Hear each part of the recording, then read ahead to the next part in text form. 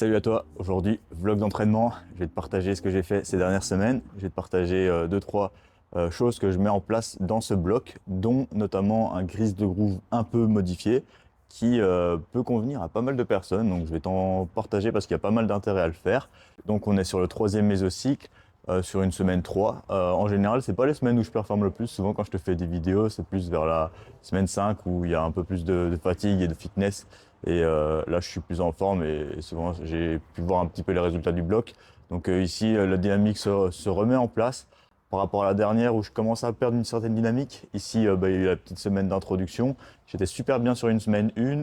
La semaine 2, il fallait se remettre dedans. Et la semaine 3, ici, on va voir si l'élan se poursuit. Donc assez intéressant. Ces dernières semaines, qu'est-ce qui s'est passé suite au dernier vlog?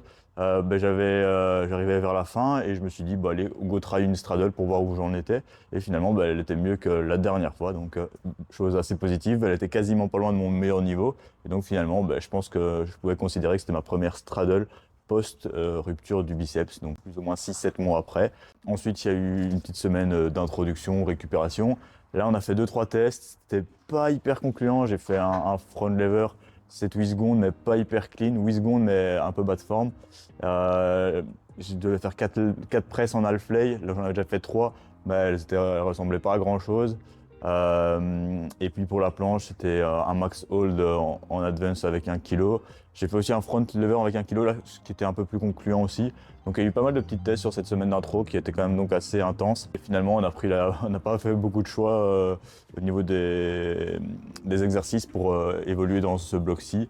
Dans le dernier bloc, en fait, ce qui s'était passé, c'est que j'avais poussé un petit peu trop sur les renforts, sur 2-3 autres exercices. Et donc finalement, on avait perdu l'inertie et je me suis rendu compte que je suis devenu skinny. Je crois que j'ai fait un déficit non intentionnel. Et donc là, l'idée, c'était de reproduire un peu la même chose avec un surplus.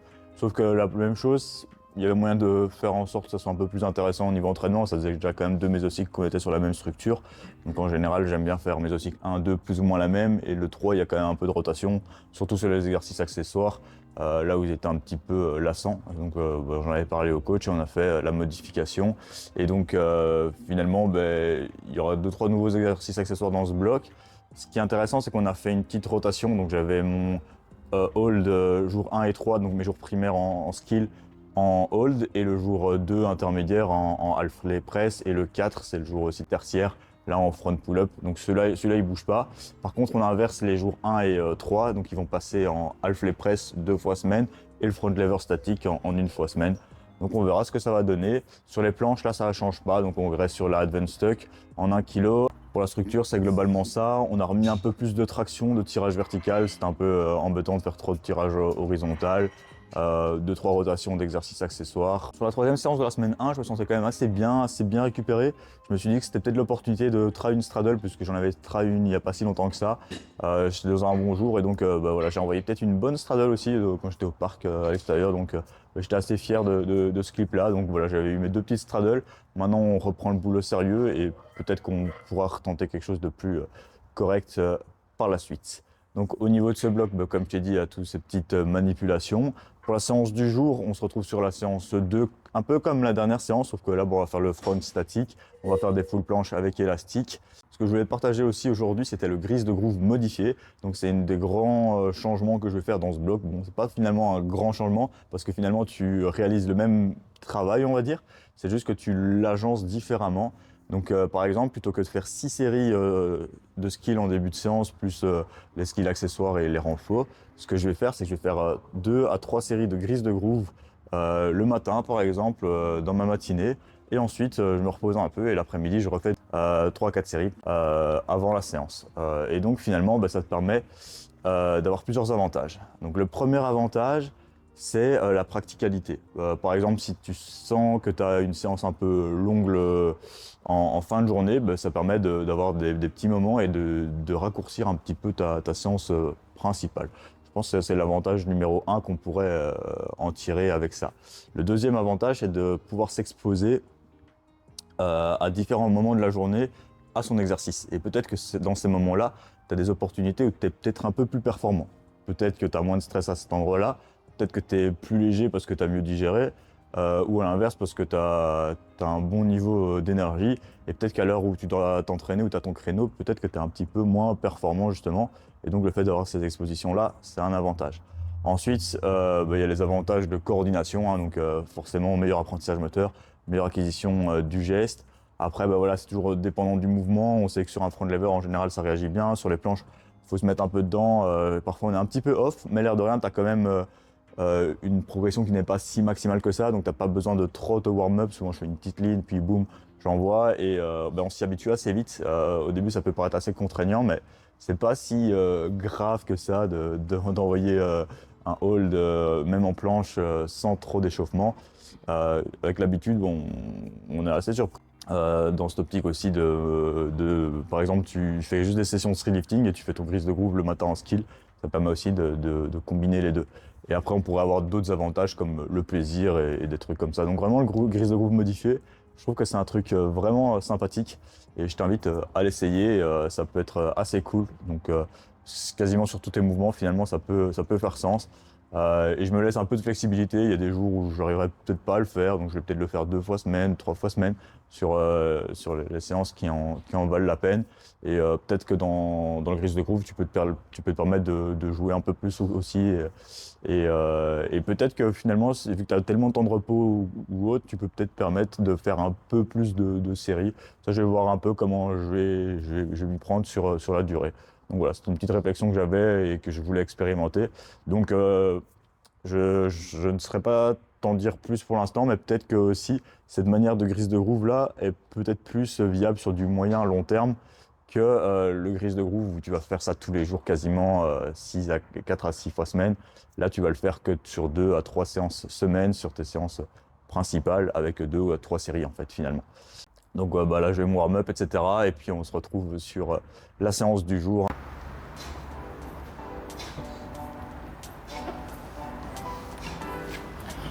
Ok, last warm-up set. Donc au niveau de ce que je vais penser aujourd'hui pour mes planches, ça va être la même cue que je t'avais parlé la dernière fois. Donc voilà, vraiment protraction. Et je vais vraiment penser à baisser mes clavicules. À baisser mes clavicules, ça va me permettre vraiment de maintenir cette protraction et cette dépression. Donc je sors mes trappes, hop, j'avance les épaules, les trappes sont sorties, hop, j'abaisse les clavicules et je fléchis mes épaules pour les bloquer à fond. J'applique vraiment cette cue depuis quelques semaines et je sens qu'elle m'aide vraiment pas mal.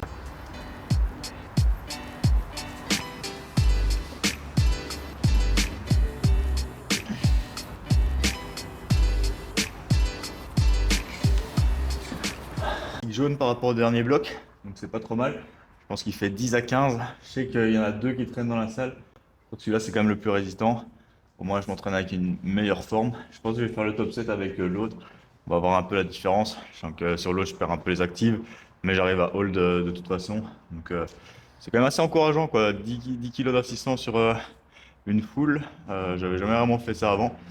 Donc voilà, bon, ça reste toujours l'élastique, on s'y habitue et tout. C'est pour ça que la variante principale est toujours quand même les Advanced Tuck en libre et la Super Advance, très très léger élastique. J'espère pouvoir passer à la Super Advance par la suite.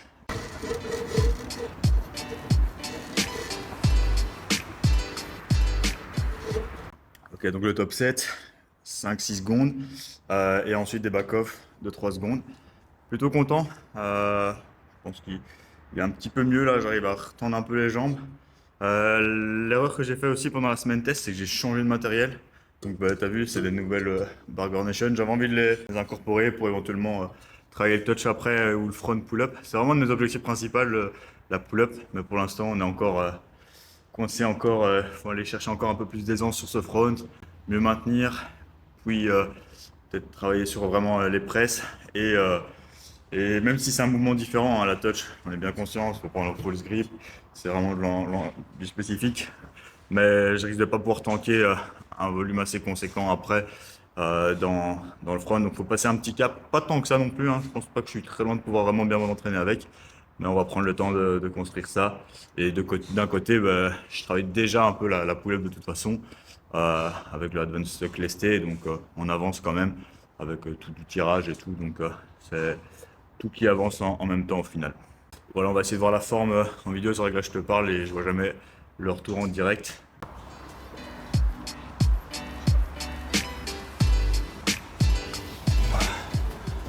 C'est sûr que l'élastique, c'est pas la même, hein. J'ai regardé le clip d'avant, il était un peu trop parfait.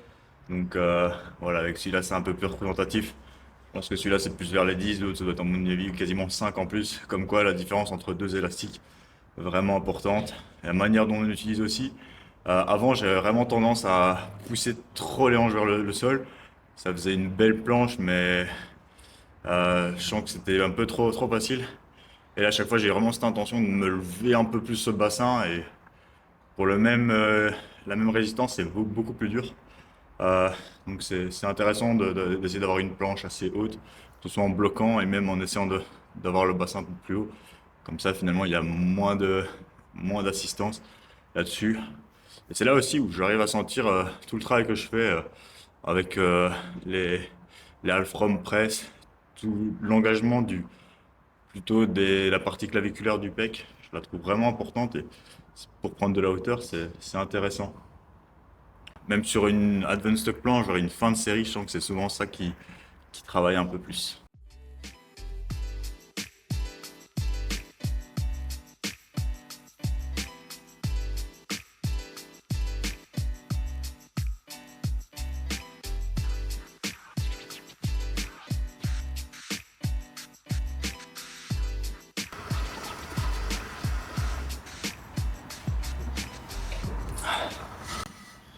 Ok, donc partie skill finie, plutôt correct. Donc assez content des holds, que ce soit en planche front. Je me sentais pas méga top sur le gris de groove du matin justement. Donc comme quoi, euh, l'opportunité de s'entraîner à son heure classique est meilleure ici. Sur les fronts, il y a un truc que j'ai remarqué, c'est que vers la seconde 4-5, j'ai toujours un petit shift et j'ai l'impression que c'est limite mon grip qui lâche. Donc je passe, j'ai l'impression que mon front il s'avance et j'ai du mal à maintenir le lean en arrière. Euh, donc à voir comment corriger ça. Soit il faudrait directement avoir plus de hauteur, donc c'est-à-dire avoir moins de lean peut-être sur le début du hold, ou alors être capable de press davantage finalement.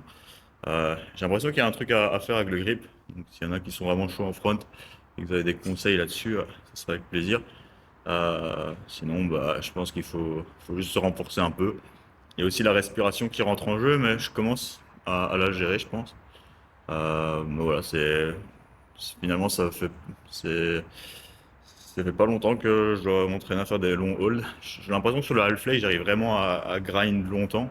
Autant sur le full, c'est beaucoup plus compliqué.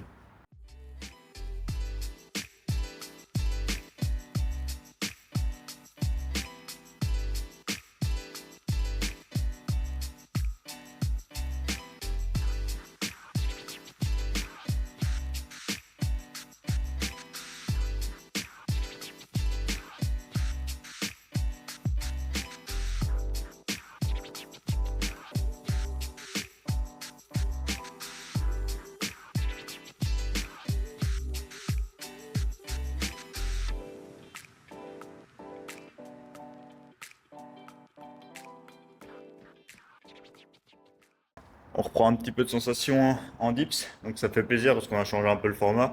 Moi, ça faisait des mois que je faisais du 3x3. En réhab, c'était vraiment un tempo extrêmement léger de 25 à 50 kg. Puis on avait repris à 50 kg sans trop de tempo, sans trop overload. Puis j'avais quand même terminé sur un 65 en x3 la dernière fois, mais c'était un petit peu off.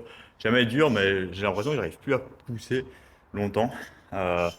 Je sens que ça change, un peu plus instable aussi. Après, c'est pas non plus les formats où je vais pouvoir monter, hein, il n'y a pas encore beaucoup de volume. Euh, mais là, le fait juste d'avoir refait un petit back offset, donc là je fais 2x2, double top set quand même relativement lourd, on va dire. Là, je suis monté à 70, 70. C'était la première fois depuis quelques temps. Elle n'était pas très dure. Enfin, la première, elle a été un peu grind. J'ai oublié de pousser à la fin. Et la deuxième rep, elle passe toujours beaucoup mieux. Donc je sens que j'ai quand même beaucoup de marge. Et voilà, bon, c'est pas du tout le focus. Je pense pas que je vais monter de trop, mais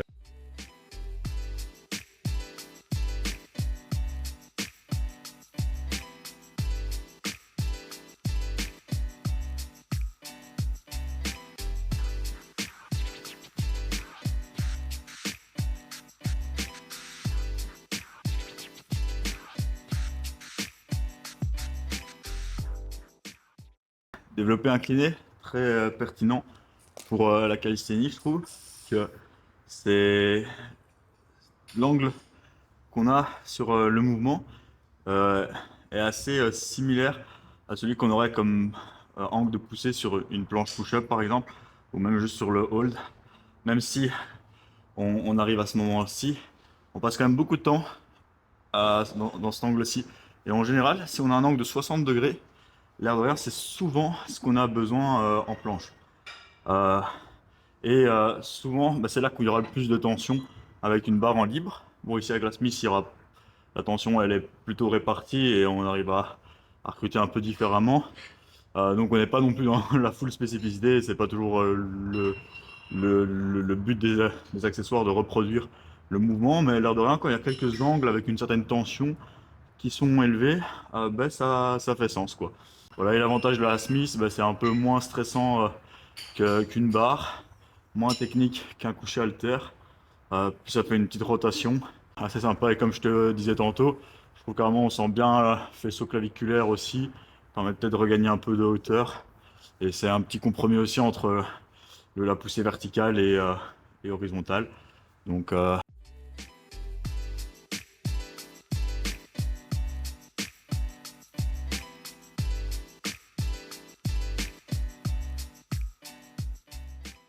Rear Delt Fly aussi, très pertinent.